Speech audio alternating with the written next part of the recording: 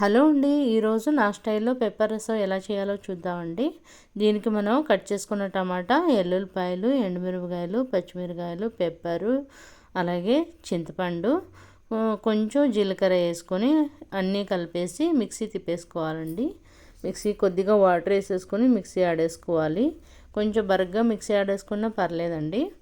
ఈ పెప్పర్ రసం ఈ వర్షాకాలంలో చాలా బాగా పనిచేస్తుందండి. దగ్గు, రంప, జ్వరం ఉన్నప్పుడు ఈ పెప్పర్ రసం చేసుకుని తాగితే చాలా బాగా రిలీఫ్ అనిపిస్తుందండి. మెడిసిన్ కూడా అక్కర్లేదు, అంత బాగా హెల్ప్ చేస్తుంది. ఎందుకంటే దీంట్లో పెప్పరు, ఎల్లుల్లిపాయలు, జీలకర్ర ఇవన్నీ మెడిసిన్ ప్రాపర్టీలు ఉన్నాయి కదండి. అవన్నీ బాగా రిలీఫ్ చేస్తుంది బాడీని. అందుకే మీరు కూడా ఇప్పుడు వర్షాకాలం ఎలాగో స్టార్ట్ అయింది కాబట్టి ఒకసారి ట్రై చేసి చూడండి. ఎలా వచ్చిందో నాకు ఒకసారి కామెంట్ చేయండి. దీనికి మనం ముందు స్టవ్ ఆన్ చేసేసుకొని దాంట్లో గిన్నె పెట్టేసుకొని గిన్నెలో కొంచెం నూనె వేసేసుకొని ఆవాలు వేసేసుకోవాలండి. ఆవాలు చిటపటలు ఆడాక దీంట్లో కరివేపాకు వేసేసుకోవాలి.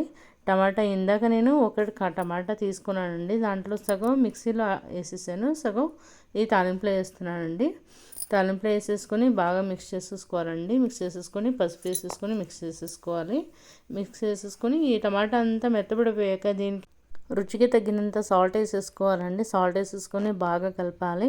కలిపేసి తాలింపు అంతా మెత్తబడిపోయాక దీనికి ఇందాక మిక్సీ తిప్పేసి పెట్టుకున్న ప్యూరీ అంతా వేసేసుకోవాలండి. వేసేసుకొని బాగా మిక్స్ చేసేసుకొని దీనికి ఇప్పుడు మనకు కావాల్సినంత వాటర్ పోసేసుకోవాలండి. మనం ఎంత రసం పెట్టుకోవాలనుకుంటున్నాం అంత వాటర్ పోసేసుకొని నువ్వు ఇది ఉప్పు అది చూసేసుకొని కొంచెం మరగనిచ్చేయాలండి.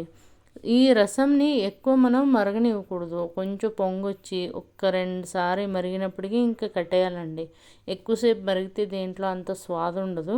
కొంచెం పొంగొచ్చేసి కొంచెం మరుగుతుంది అన్నప్పుడే కట్టేసుకోవాలి. అంతే అండి, ఎంతో టేస్టీగా ఉన్న పెప్పర్ రసం రెడీ అయిపోతుంది. మనం వేడివేడి రైస్లో సర్వ్ చేసేసుకోవచ్చు. ఈ వీడియో మీకు నచ్చిందని అనుకుంటున్నాను. నచ్చితే ఒకసారి ఛానల్ని సబ్స్క్రైబ్ చేసుకోండి, లైక్ చేయండి, షేర్ చేయండి, అలాగే కమెంట్ చేయండి. ఎందుకంటే మీ ఒక్క సబ్స్క్రైబ్, ఒక్క లైక్ నాకు ఎంతో ఇన్స్పిరేషన్గా ఉంటుందండి నెక్స్ట్ వీడియోస్ తీసి పెట్టడానికి. అందుకే అందరూ హెల్ప్ చేస్తారని, సపోర్ట్ చేస్తారు నా ఛానల్ని అనుకుంటున్నాను. థ్యాంక్ యూ సో మచ్ అండి.